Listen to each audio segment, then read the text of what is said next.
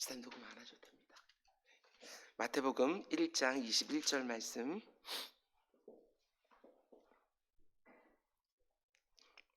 마태복음 1장 21절 말씀입니다. 우리 한 목소리로 함께 읽겠습니다. 시작. 아들을 낳으리니 이름을 예수라 하라. 이는 그가 자기 백성을 그들의 죄에서 구원할 자이심이라 하니라. 아멘. 아멘. 우리 잠시 기도하겠습니다. 사랑해 주님 감사합니다. 오늘도 주의 전으로 우리를 불러주셨습니다. 그리고 말씀과 기도로 또 하루를 시작하게 하셨습니다. 주님 감사를 드립니다. 언제나 우리의 심령 가운데 말씀이 충만하게 하시고 기도가 충분할 수 있도록 주님 인도하여 주옵소서. 감사할 것이 참 많지만 아버지 하나님, 이렇게 새벽 기도자들을 허락하여 주셔서 함께 하루를 시작하게 하신 거 너무나도 감사를 드립니다. 특별히 다른 교회를 섬기지만 이렇게 새벽 제단을 함께 섬기는 우리 주의 백성들이 있습니다. 주님 그들을 축복하여 주옵소서.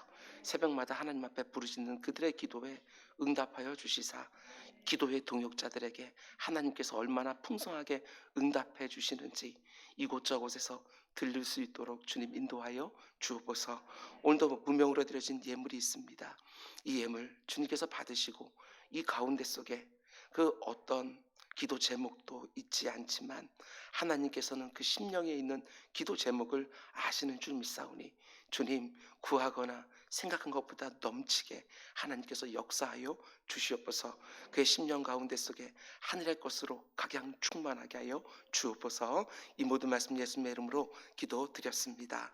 아멘. 아멘. 지난번 잘 주무셨습니까? 오늘도 좋은 날인 줄 믿습니다. 오늘도 하나님께서 예비해 놓으신 각양 좋은 것들이 여러분 삶 가운데 속에 흥황하기를 주님의 이름으로 축원을 드립니다. 온라인 특세 9번째 시간입니다. 오늘 말씀의 제목은 예수 이름이 온 땅에 충만하게 하는 일에 나를 써주소서, 이런 제목으로 말씀 전하도록 하겠습니다. 예수 이름이 온 땅에 충만하게 되는 일에 나를 써주소서라는 제목입니다. 지금 우리는 하나님이 올 한 해 우리 교회에게 주신 표인 충만으로 충만하게 라는 주제를 가지고 특별한 말씀들을 새벽마다 듣고 있습니다. 첫 번째는 은혜의 충만이었고, 두 번째는 기도의 충만, 그리고 세 번째는 말씀의 충만, 그리고 이제 마지막으로 오늘 새벽과 내일 새벽 두 번에 걸쳐서 예수 이름의 충만이라는 주제를 가지고 하나님의 음성을 함께 들으려고 합니다. 이런 복음성의 가사가 있습니다. 예수 이름이 온 땅에 퍼져가네. 잃어버린 영혼 예수 이름, 그 이름 듣고 돌아오네. 예수 이름이 온 땅에 선포되네. 하나님의 나라 열방 중에 임하시네. 예수 이름이 퍼져가는 곳마다 잃어버린 영혼들이 돌아오고, 예수 이름이 선포되는 곳마다 하나님의 통치가 이루어지는 그의 나라가 임하는 것, 생각만 해도 마음 가운데 흥분이 있습니다. 여러분, 저는 우리 심령에 예수 이름이 충만하기를 원합니다. 우리 한 사람 한 사람을 통해서 예수 이름이 옆으로 계속해서 퍼져가고, 그 이름 속에 담긴 능력과 권세가 영혼들을 살리고 복되게 하는 거 보는 영광과 감격이 우리 모두에게 있기를 주님의 이름으로 축원을 드립니다. 예수 이름으로 충만, 그렇지요. 예수의 이름을 모르는 사람은 없습니다. 지금까지 지구상에 살았던 수많은 사람들 중에 예수의 이름보다 더 많이 알려진 이름은 없습니다. 근데 이게 너무나도 놀랍지요. 왜냐? 생각해 보시기 바랍니다. 예수님은 단지 팔레스틴 땅에서, 그것도 갈릴리에서 예루살렘까지 딱 그 정도만 다녔을 뿐입니다. 외국에 나가신 적도 없습니다. 그런데 지금 전 세계 5대양 6대주에 사는 거의 대부분의 사람들이 예수님의 이름을 압니다. 예수님은 3년 정도 되는 공생 기간 동안 겨우 12명의 제자들을 남기셨을 뿐입니다. 그 중에 한 명은 나중에 배신까지 했고요. 그런데 오늘날 그분을 믿고 따르는 사람들은 무려 23억 명이 넘습니다. 예수님은 공생 기간 동안에 책 한 권 쓰지 않았습니다. 그런데 인터넷 서점인 아마존에서 검색, 지저스라는 영문으로 검색을 하게 되었지만 영어로 쓰여진 책만 26만 권이 넘습니다. 각국의 언어로 쓰여진 책들까지 합치면 그것은 헤아릴 수가 없겠지요. 예수님은 노래 가사 하나 쓰신 적이 없습니다. 그러나 예수 이름을 노래한 찬양들은 너무나도 많습니다. 거기다가 세상의 역사의 기록은 예수님의 탄생을 기점으로 BC와 AD로 갈라집니다. 예수님 오시기 전과 예수님 오신 후로 세상의 역사가 구분이 되어지는 것이지요. 그만큼 현격한 차이가 있다는 것입니다. 예수 그리스도, 너무나 놀라운 이름입니다. 정말 대단한 이름이지요. 단지 대단한 정도가 아니라 아주 오래전 복음성가인데 예수 그 이름이라는 제목의 찬양은 이렇게 노래합니다. 예수 그 이름, 나는 말할 수 없네. 그 이름 속에 있는 비밀을, 그 이름 속에 있는 사랑을, 그 사랑을 말할 수 없어서 그 풍부함 표현 못해서 비밀이 되었네. 저는 정확한 가사라고 생각을 했습니다. 예수 그리스도 이름 안에 수많은 비밀들이 담겨져 있습니다. 신앙생활을 하면서 점점 그 이름 속에 담긴 비밀을 우리는 조금씩 깨달아 가는 것 뿐이지요. 예수 그리스도의 이름 속에 담겨 있는 그 풍성한 비밀을 우리가 감히 다 알 수는 없겠지만 그래도 조금이나마 그 비밀을 묵상하며 그 이름을 우리에게 주신 하나님께 감사를 올려드리고 그 이름과 함께 그분의 사랑을 더욱 깊이 묵상하는 새벽이 되기를 주님의 이름으로 축원을 드립니다. 복음서를 보면 우리 주님의 이름을 크게 세 가지로 가르쳐 줍니다. 예수, 임마누엘, 그리스도.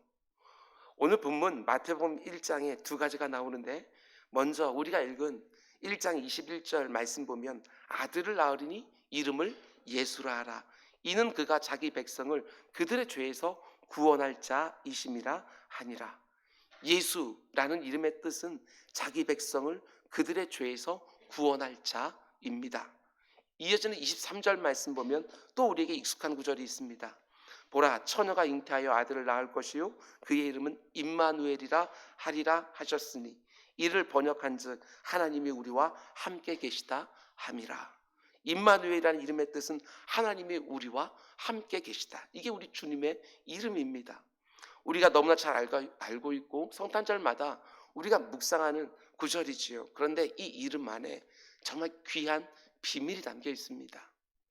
예수의 이름에 담긴 비밀을 알기 위해서는 사실 구약 성경에 나오는 하나님의 이름을 먼저 이해할 필요가 있습니다. 우리가 읽는 한글 성경은 그냥 하나님이라고 번역이 되어 있지만 히브리어로 기록된 구약 성경을 보게 되었으면 하나님의 이름은 크게 두 가지로 기록되고 있는 것을 보게 되어집니다. 하나는 엘로힘이란 하나님의 이름이고 또 하나는 여호와라는 이름입니다. 한글 성경에서 엘로힘이라는 이름은 주로 하나님이라고 번역이 되어 있는데 엘로힘이라는 이름은 하나님의 전능하심, 전지하심, 능력에 한이 없으심, 크고 위대하신 하나님을 가리킬 때 주로 사용하는 이름이고 여호와라는 이름은 지극히 개인적이고 친밀한 관계 속에서 불려지는 하나님의 이름입니다. 이것만 알고 있어도요 굉장히 놀라운 묵상들이 우리에게는 가능해집니다. 그 차이를 이렇게 말할 수 있어요. 한 나라에 왕이 있는데 대부분의 백성들은 그 왕을 가리켜 임금, 폐하 이런 식으로 부릅니다. 그러나 그 왕도 개인적인 이름을 갖고 있지 않겠습니까? 그럼 누가 왕의 이름을 알 수 있고 부를 수 있겠습니까? 당연하지요. 그 왕과 개인적이고 친밀한 관계 속에 있는 사람들만 그 이름을 알 수 있고 또한 부를 수 있을 것입니다. 대부분의 사람들은 그냥 왕이라고, 임금이라고, 폐하라고 부르지만 그 왕이 자신과 친밀하고 개인적인 관계에 있는 사람들에게는 자신의 이름을 알려주고 부르게 하시지요. 마찬가지입니다. 엘로힘이라는 이름은 모든 사람들이 알 수 있는 이름입니다. 온 우주 만물을 창조하시고 위대하시고 전능하시고 만유 위에 계신 하나님, 우리 같은 인간이 감히 엄접할 수 없는 하나님, 한글 성경에서 하나님으로 주로 번역되어지는 엘로힘이라는 이름은 이처럼 모든 사람들이 알 수 있는 신의 이름입니다. 그러나 여호와라는 이름은 아무나 알 수도 없고 아무나 부를 수도 없는 지극히 인격적이고 개인적인 관계 속에서 주어진 이름이고 고백할 수 있는 이름이지요. 하나님이 특별하게 관계를 맺어주시고 자신과 친밀한 관계 속에 있는 자들에게만 자신의 이름을 알려주고 그 이름으로 부를 수 있도록 허락해 주신 것이지요. 그래서 성경을 기록할 때 하나님의 이름을 철저하게 구분하는 것을 보게 되었습니다. 성경을 보면 엘로힘이라는 하나님의 이름은 주로 언제 사용되어지느냐? 하나님의 크심을 드러날 때 엘로힘을 씁니다. 창조의 하나님, 능력의 하나님, 전능하신 하나님, 초월자로서의 하나님, 만유 위에 계신 위대하신 하나님을 기록할 때는 주로 엘로힘, 하나님의 이름을 씁니다. 그런데 그 창조의 하나님이, 그 능력의 하나님이, 그 전능하신, 감히 엄접할 수 없는 만유 위에 계신 어마어마한 그 하나님이 한 인간을 부르시고 구원하시고 살피시고 돌보시고 인격적인 관계를 맺어주는 그 순간부터 여호와 혹은 여호와 하나님으로 성경은 기록하고 있다는 것입니다. 그러니까 누가 엘로힘 하나님을 여호와 하나님으로 부를 수 있습니까? 하나님과 특별한 관계 속에 들어와 있는 사람들만 그렇게 부를 수 있는 거예요. 그들에게는 하나님이 자신의 이름을 여호와라고 가르쳐 주신 것입니다. 성경을 보면 모든 경우가 다 그렇다 이렇게 말할 자신은 없지만 대부분의 경우는 정말 그렇습니다. 그 차이가 아주 극명하게 나오는 것이 창세기 1장과 2장입니다. 한번 찾아보시겠습니다. 창세기 1장과 2장. 먼저 1장입니다. 잘 보셔요. 창세기 1장을 보면 하나님이 온 우주 만물을 창조하신 어마어마한 사건이 기록되어 있어요. 말씀으로 온 우주를 창조하시는 위대하신 하나님, 전능하신 하나님을 보여주셔요. 그런데 여기에는 하나님을 엘로힘으로 표현할 것 같습니까? 아니면 여호와로 표현할 것 같습니까? 당연히 하나님을 엘로힘, 하나님이라고만 나오는 것이죠. 여호와라는 이름을 표현하지 않습니다. 창세기 1장을 보면 이렇게 되어 있죠. 잘 따라오시기 바랍니다. 다 하나님으로 되어 있어요. 1절 태초에 하나님이 천지를 창조하시니라. 2절 하나님의 영은 수면 위에 운행하시니라. 3절 하나님이 이르시되 빛이 있으라. 4절 하나님이 보시기에 좋았더라. 하나님이 빛과 어둠을 나누사. 5절 하나님이 빛을 낮이라 부르시고 어둠을 밤이라 부르시니라. 그냥 하나님이라고만 부르고 있고 히브리어로 보게 되었으면 전부가 다 엘로힘 하고 기록해 놓은 거예요. 위대하신 하나님, 그 모든 것보다 크신 하나님, 인간이 접근할 수 없는 어마어마한 하나님을 기록하고 있기 때문에 전부가 다 엘로힘이라고만 그분의 이름을 기록하고 있는 것이지요. 그런데 온 우주 만물을 창조하신 하나님의 행적이 창세기 2장 3절로 끝나고 4절부터 또 하나의 창조 이야기가 나오는데 그것이 바로 인간의 창조입니다. 하나님이 아담이라는 인간을 창조하시고 그 인간을 부르시고 그 인간과 교제하기 시작하지요. 개인적이고 인격적인 친밀한 관계 속으로 그 인간을 불러주신 거예요. 그럼 생각해 보셔요. 이때는 엘로힘이라고 기록할 것 같습니까? 아니면 여호와라고 기록할 것 같습니까? 여호와겠지요. 또 찾아볼까요? 창세기 2장입니다. 2장 4절 여호와 하나님이 땅과 하늘을 만드셨나래. 하나님을 여호와라고 부르지요. 5절 여호와 하나님이 땅에 비를 내리지 아니하셨고 7절 여호와 하나님이 땅의 흙으로 사람을 지으시고 8절 여호와 하나님이 동방의 에덴의 동산을 창설하시고 그 지으신 사람을 거기 두시니라. 9절 여호와 하나님이 15절 여호와 하나님이 그 사람을 이끌어 16절 여호와 하나님이 그 사람에게 명하여 이르시되. 놀랍지 않습니까? 딱 한 장 넘어왔을 뿐이에요. 그런데 1장에서는 계속해서 하나님 엘로힘만 기록하고 있고 2장으로 딱 넘어가게 되었으면 계속해서 여호와 하나님 이렇게 말하고 있는 것을 보게 되어집니다. 1장에서는 엘로힘이라는 이름만 29번이 나오고 2장에서는 여호와라는 이름이 11번 나옵니다.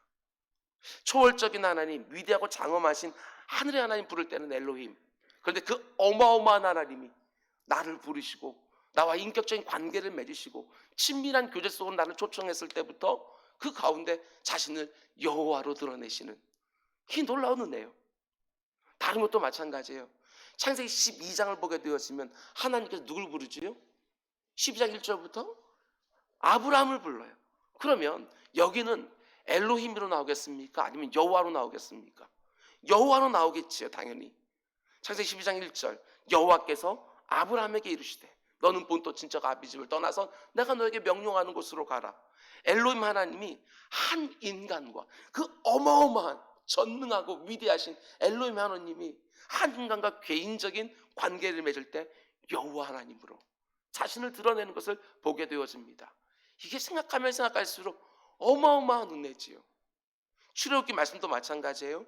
출애굽기 말씀 보게 되었으면 1장과 2장을 보면 그냥 엘로힘 하나님으로만 기록되어 있어요.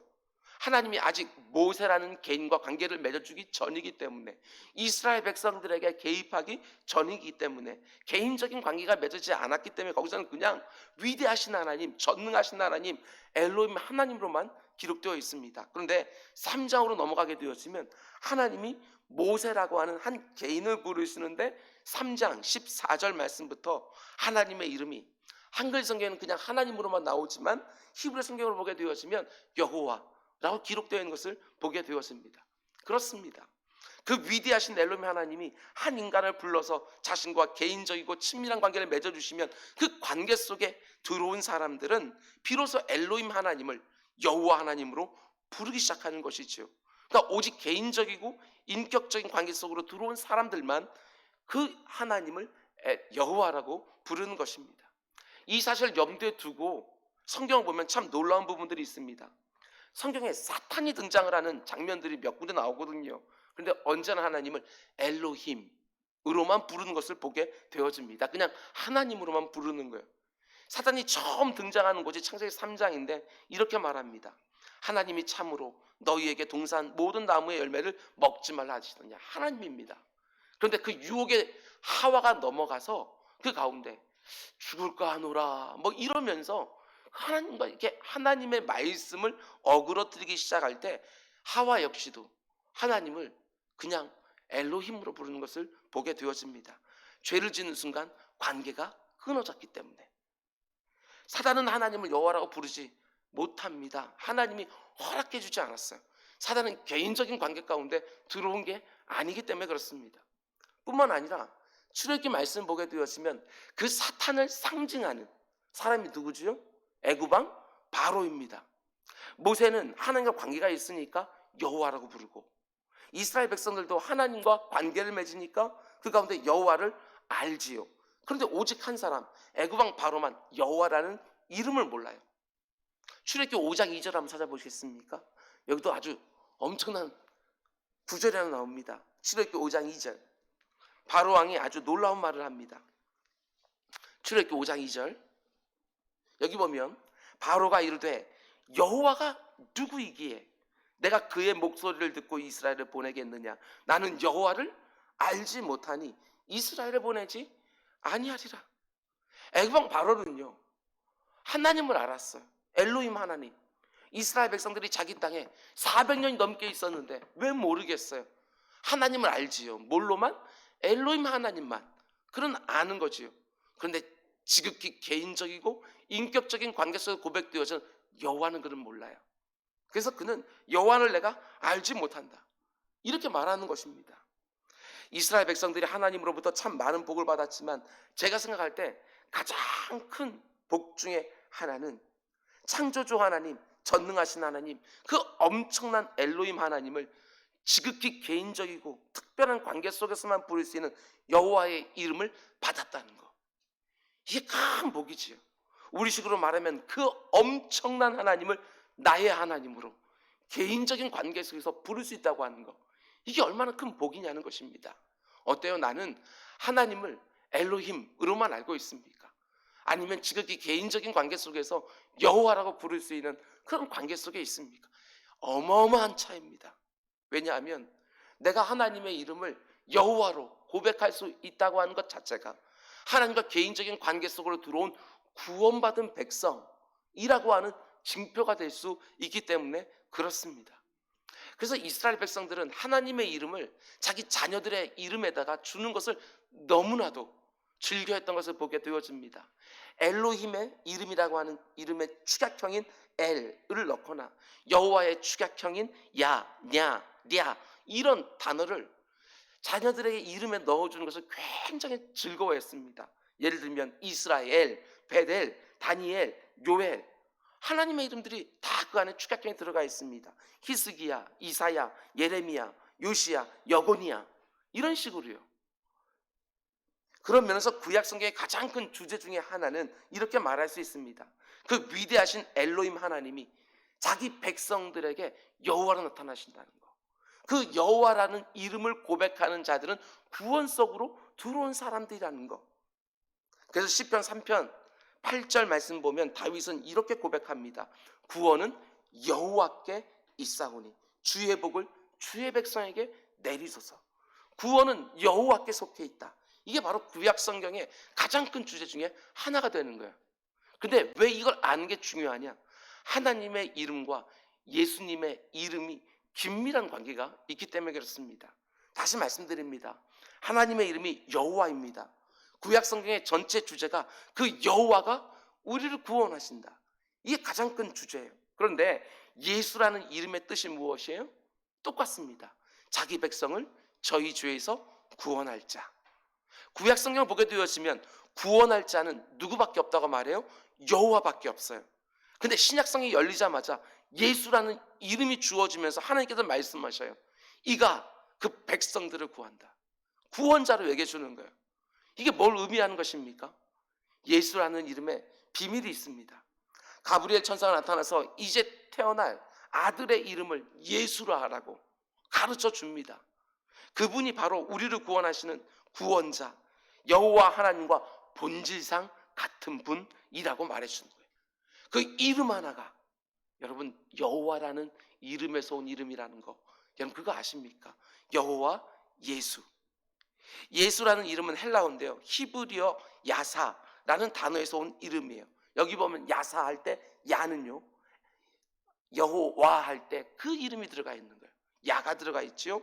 그리고 사라고 하는 단어는 구원하다. 그러니까 야사라는 이름 자체가 여호와가 구원하신다. 야사가 예수. 그러니까 예수 이름 속에 담겨져 있는 비밀이 뭐예요? 구약시대 때 우리를 개인적으로 찾아오시고 살피시고 돌보시고 구원하시는 그 여호와 하나님이 우리 인생들을 구원하기 위하여 이 땅에 오셨다. 여호와 하나님이 이 땅에 오셨다. 예수님이 어떤 분이십니까? 구약시대에 자기 백성들을 구원하시고 개인적인 관계를 맺어주시고 돌보신 여호와 하나님이 본질상 같은 분이 예수 그리스도라는 것이지요. 사도 바울이 빌립보서 2장에서 말해준 것처럼 그는 근본 하나님과 본체시나. 이게 이렇게 연결이 되어지는 거예요. 구약의 여호와 하나님이 신약의 예수로 이 땅에 오셨기 때문에 이게 참 놀랍습니다. 구약 성경을 보면 여호와라는 이름이요, 창세기부터 말라기까지 총 6,000번 가까이 나와요. 여호와라는 이름을 성경 검색 프로그램으로 여호와라는 단어를 갖다 치게 되어지면 거의 6,000번이나 창세기에서부터 말라기까지 나와요. 그러니까 집에 가서 한번 찾아보셔요. 신약 성경을 갖다가 검색 프로그램으로 여호와라고 신약 성경에 치게 되어지면 단 한 번도 안 나와요. 놀랍지 않아요? 구약 성경에는 6,000번 가까이 나오는데 신약 성경에는 한 번도 안 나와요. 왜 그럴까? 그 여호와 하나님이 이 땅 가운데 우리를 찾아오셨기 때문에 이제는 예수, 그 이름을 부르게 되어지는 것이지요. 구원을 얻기 위해서 그 이름을 부르게 되어 있다는 것입니다. 예수라는 이름을 친밀한 관계 속에서 부를 수 있는 사람이 누구예요? 구원받은 그의 백성들만 그 이름을 부를 수 있는 것입니다. 예수 이름에 능력이 있어요. 내일 새벽에 다시 자세히 말씀드리겠지만 그 이름에 권세가 있어요.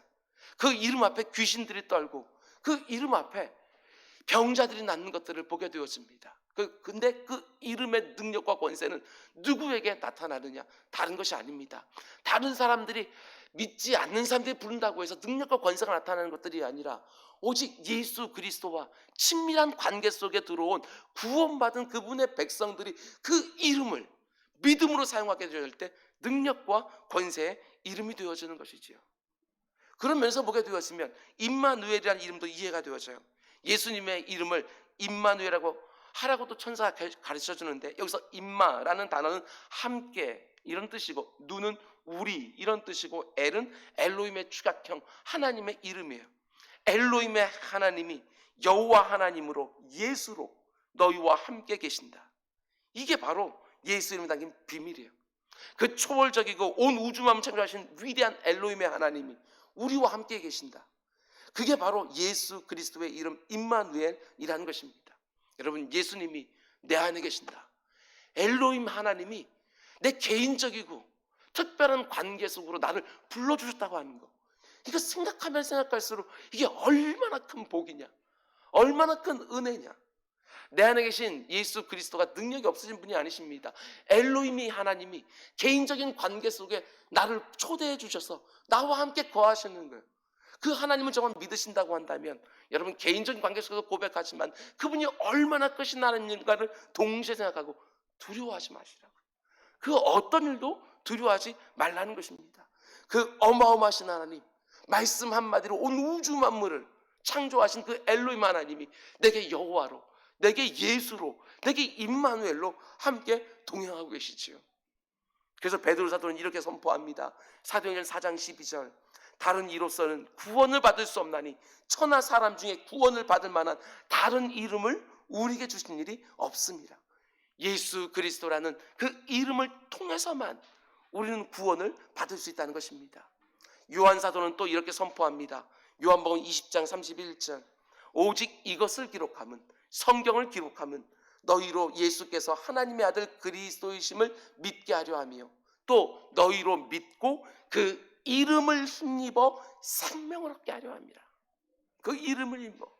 여러분 예수 이름에 권세가 있습니다. 능력이 있어요. 사도행전 3장 6절, 베드로가 이르되 은과 금은 내게 없거니와 내게 있는 이것을 네게 주노니 무엇으로? 나사렛 예수 그리스도의 이름으로 일어나 걸어라. 저와 여러분의 인생에 예수 이름이 충만하기를 원합니다. 그 권세의 이름, 그 능력의 이름, 그 은혜와 사랑이 가득 담겨져 있는 그 이름이 충만하기를 원합니다. 그 이름을 믿음으로 부르는 자가 구원을 얻습니다. 그 이름을 의지하고 붙들고 하나님께 간구하는 자가 엘로힘 하나님으로부터 응답을 받는 것이지요. 예수님의 이름으로 기도드렸습니다 하고 우리는 마치는 것, 그 어마어마하신 하나님께 나아가는데 그분의 이름을 힘입어서 나아가 각양 하늘의 은혜를 우리는 구하는 것이지요. 우리만 그 이름 누려서는 안 됩니다. 충만으로 충만하게 예수 이름의 권세와 능력으로 내 인생을 가득 채워서 그 권세와 능력이 또 누군가에게로 계속해서 흘러가도록 우리가 살아가는 남은 날들을 통하여 예수 이름이 온 땅에 퍼져가고 잃어버린 영혼들이 그 이름을 듣고 주께로 돌아오고 그 이름이 선포된 곳에서 하나님의 은혜 충만, 말씀 충만, 기도 응답 충만해지는 역사가 일어나기를 주님의 이름으로 축원드립니다. 기도하겠습니다. 사랑해 주님 감사합니다. 우리에게 예수 그리스도 이 이름을 허락해 주신 것 너무나도 감사를 드립니다. 아버지 하나님, 그 이름 꽉 붙들고 내가 지금 어떤 상황 가운데 있다 할지라도 그 이름 꽉 붙들고 아버지 하나님 그 위대하신 하나님 앞에 나아가 각양 좋은 것들을, 아버지 하나님 꼭 필요한 것들을 얻는 놀라운 역사가 우리 삶 가운데 날마다 있도록 인도하여 주시옵소서. 그 이름이 정말 온 땅에 퍼져가기를 원합니다. 한 사람이라도 나를 통해서 그 이름을 아는 사람들이, 그 이름을 고백하는 사람들이 있기를 원하고 잃어버린 영혼들이 돌아오고 그 영혼들 10년 가운데 속에서도 하나님의 통치가 이루어지는 그분의 나라가 임하게 하여 주옵소서. 이 모든 말씀 예수님의 이름으로 기도드렸습니다. 아멘. 너희에게 기도하